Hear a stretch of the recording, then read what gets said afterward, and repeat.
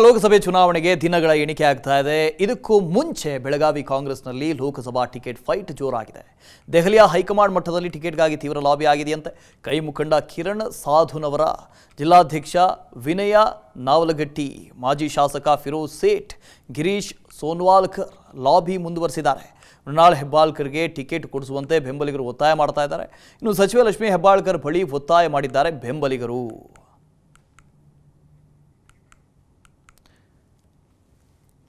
ಇನ್ನು ಬೆಂಬಲಿಗರ ಮನವಿಗೆ ಸಭೆಯಲ್ಲಿಯೇ ಲಕ್ಷ್ಮೀ ಹೆಬ್ಬಾಳ್ಕರ್ ಕೂಡ ಸ್ಪಷ್ಟನೆ ಕೊಟ್ಟರು. ನೀವೆಲ್ಲ ಮೃಣಾಲ್ ಮೇಲಿನ ಪ್ರೀತಿ ಇಟ್ಟಿದ್ದೀರಲ್ಲ, ಇದಕ್ಕೆ ಟಿಕೆಟ್ ಕೇಳ್ತಾ ಇದ್ದೀರಿ. ಆದರೆ ಅವನ ಹಣೆಬರದಲ್ಲಿ ಇದ್ದರೆ ಟಿಕೆಟ್ ಸಿಗುತ್ತೆ ಅಂತ ಹೆಬ್ಬಾಳ್ಕರ್ ಹೇಳಿದ್ದಾರಂತೆ. ಏನೇ ಆದರೂ ಕೂಡ ನಿಮ್ಮೆಲ್ಲರ ಪ್ರೀತಿ ವಿಶ್ವಾಸಕ್ಕೆ ನಾನು ಚಿರಋಣಿ ಅಂತ ಹೇಳಿದ್ದಾರೆ.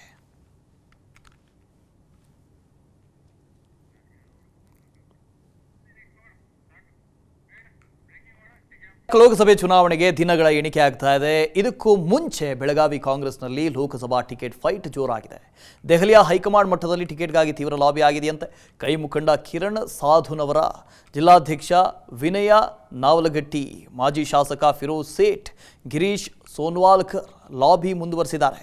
ಮೃಣಾಲ್ ಹೆಬ್ಬಾಳ್ಕರ್ಗೆ ಟಿಕೆಟ್ ಕೊಡಿಸುವಂತೆ ಬೆಂಬಲಿಗರು ಒತ್ತಾಯ ಮಾಡ್ತಾ ಇದ್ದಾರೆ. ಇನ್ನು ಸಚಿವೆ ಲಕ್ಷ್ಮೀ ಹೆಬ್ಬಾಳ್ಕರ್ ಬಳಿ ಒತ್ತಾಯ ಮಾಡಿದ್ದಾರೆ ಬೆಂಬಲಿಗರು.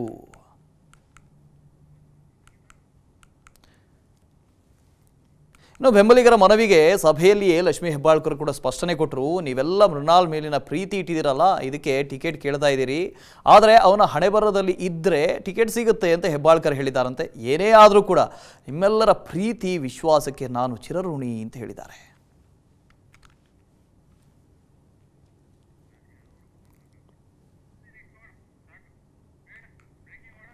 ಲೋಕಸಭೆ ಚುನಾವಣೆಗೆ ದಿನಗಳ ಎಣಿಕೆ ಆಗ್ತಾ ಇದೆ. ಇದಕ್ಕೂ ಮುಂಚೆ ಬೆಳಗಾವಿ ಕಾಂಗ್ರೆಸ್ನಲ್ಲಿ ಲೋಕಸಭಾ ಟಿಕೆಟ್ ಫೈಟ್ ಜೋರಾಗಿದೆ. ದೆಹಲಿಯ ಹೈಕಮಾಂಡ್ ಮಟ್ಟದಲ್ಲಿ ಟಿಕೆಟ್ಗಾಗಿ ತೀವ್ರ ಲಾಬಿ ಆಗಿದೆಯಂತೆ. ಕೈ ಮುಖಂಡ ಕಿರಣ್ ಸಾಧುನವರ, ಜಿಲ್ಲಾಧ್ಯಕ್ಷ ವಿನಯ ನಾವಲಗಟ್ಟಿ, ಮಾಜಿ ಶಾಸಕ ಫಿರೋಜ್ ಸೇಠ್, ಗಿರೀಶ್ ಸೋನ್ವಾಲ್ಕರ್ ಲಾಬಿ ಮುಂದುವರೆಸಿದ್ದಾರೆ. ಮೃಣಾಲ್ ಹೆಬ್ಬಾಳ್ಕರ್ಗೆ ಟಿಕೆಟ್ ಕೊಡಿಸುವಂತೆ ಬೆಂಬಲಿಗರು ಒತ್ತಾಯ ಮಾಡ್ತಾ ಇದ್ದಾರೆ. ಇನ್ನು ಸಚಿವೆ ಲಕ್ಷ್ಮೀ ಹೆಬ್ಬಾಳ್ಕರ್ ಬಳಿ ಒತ್ತಾಯ ಮಾಡಿದ್ದಾರೆ ಬೆಂಬಲಿಗರು.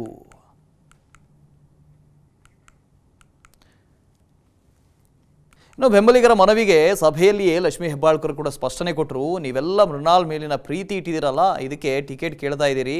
ಆದರೆ ಅವನ ಹಣೆಬರದಲ್ಲಿ ಇದ್ದರೆ ಟಿಕೆಟ್ ಸಿಗುತ್ತೆ ಅಂತ ಹೆಬ್ಬಾಳ್ಕರ್ ಹೇಳಿದ್ದಾರಂತೆ. ಏನೇ ಆದರೂ ಕೂಡ ನಿಮ್ಮೆಲ್ಲರ ಪ್ರೀತಿ ವಿಶ್ವಾಸಕ್ಕೆ ನಾನು ಚಿರಋಣಿ ಅಂತ ಹೇಳಿದ್ದಾರೆ.